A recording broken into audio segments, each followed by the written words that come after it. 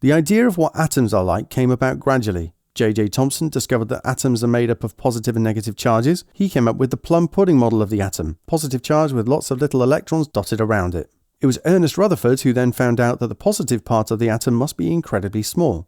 We call this the nucleus, and we know the electrons must be far away from it. Niels Bohr later discovered that electrons exist in shells or orbitals. Then James Chadwick discovered that the nucleus must also contain some neutral charges. He called these neutrons, while we call the positive charges protons. Different types of atoms are represented by symbols, which we also find in the periodic table. The bottom number is the atomic number. This is the number of protons in the nucleus. This is what determines what element you actually have. The top number is the mass number. This tells you how many protons and neutrons are in the nucleus. So that means that this carbon atom has 6 neutrons on top of its 6 protons to make a mass of 12. However, you can get a carbon atom with 7 neutrons instead, so its mass is 13. These are isotopes, atoms of the same element but different numbers of neutrons.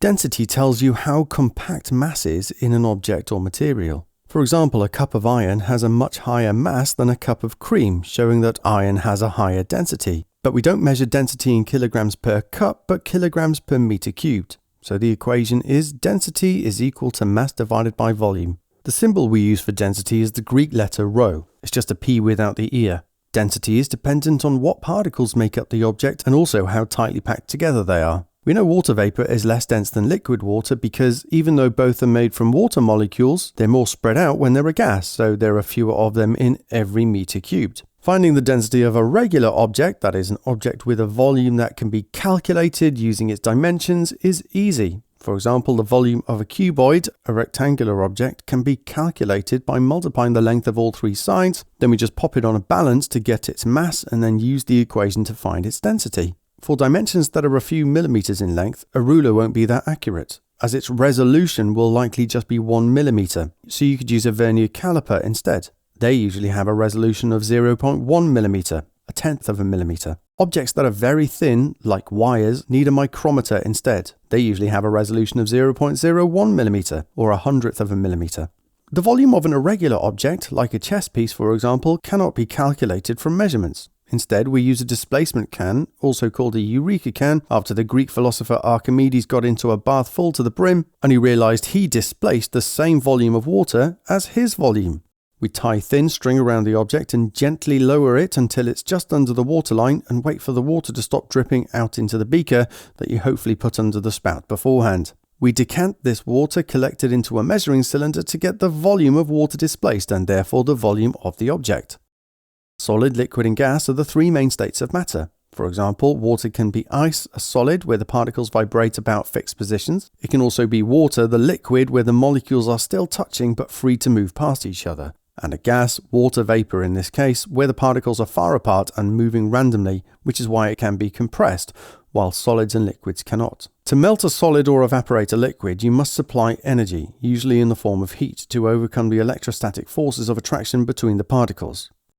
If you have a block of ice and supply heat to it, its temperature will increase, its particles are vibrating faster, which means they've gained kinetic energy. However, once it reaches its melting point of 0 degrees Celsius, its temperature will remain constant until it's all melted. Only then will its temperature start increasing again. The same thing happens when it reaches 100 degrees C and it evaporates, turns into a gas. But why this constant temperature during a change of state? After all, energy is still going into the ice, but during a change of state, the particles don't gain kinetic energy, but rather potential energy. We say that any substance has internal energy. That's the sum of the kinetic energy and potential energy of all particles in the substance. You need to know this definition. Only one of these can change at a time. An increase in temperature means we must have an increase in kinetic energy of the particles, while a change in state, when heating anyway, must mean an increase in potential energy. For increase in thermal energy, E equals mc delta T, mass times SHC, specific heat capacity, times change in temperature. This is only for an increase in kinetic energy of particles in a substance when there's a change in temperature. During a change of state, the temperature stays constant, so we can't use this equation, so we have the SLH equation instead.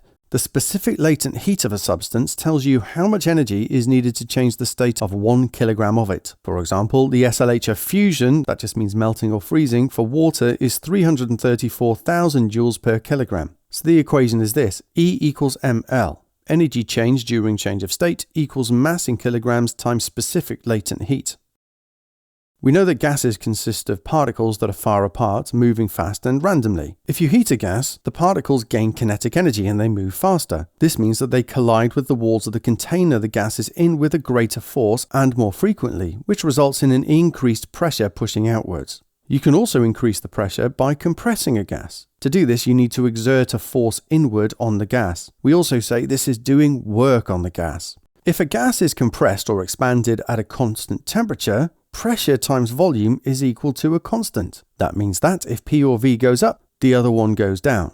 That means P and V are inversely proportional. If one doubles, the other one halves. We can therefore say that P1V1, that's pressure and volume before the change, is equal to P2V2 afterwards. We know volume is measured in meters cubed, but pressure is measured in newtons per meter squared, but we also call this pascals, PA for short. So I hope you found that helpful. Leave a like and a comment if you did, and click on the card to take you to the playlist for all of the papers, and don't forget to check out the Science Shorts app to help you test your knowledge.